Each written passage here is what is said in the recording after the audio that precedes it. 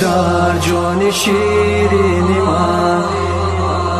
من از دوری تو خیلی غمگینم، دلم ز عشق دوری تو میکفد، دلم ز عشق دوری تو میکفد، دلم ز عشق دوری تو میکفد.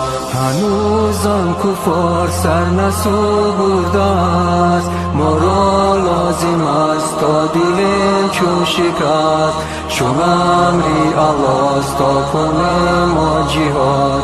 مشو غمگین و تو بشو زیشان، مشو غمگین و تو بشو زیشان.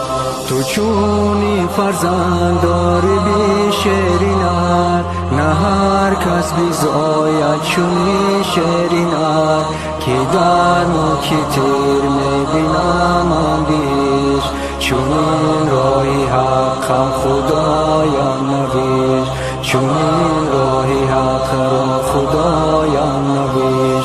من از دوریت غمگینم غمگینم، همان راهی الله در اول بینم، تو هم راهی الله در اول گذار.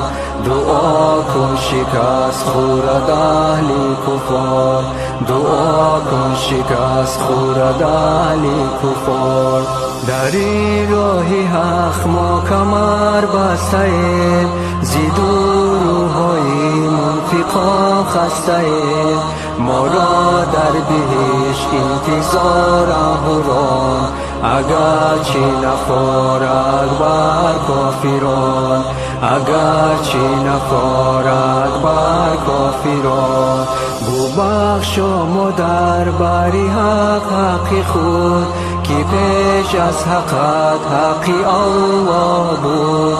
من از این سبب ترک تو کردم، خیال مکن که جفا کردم، خیال مکن که جفا کردم.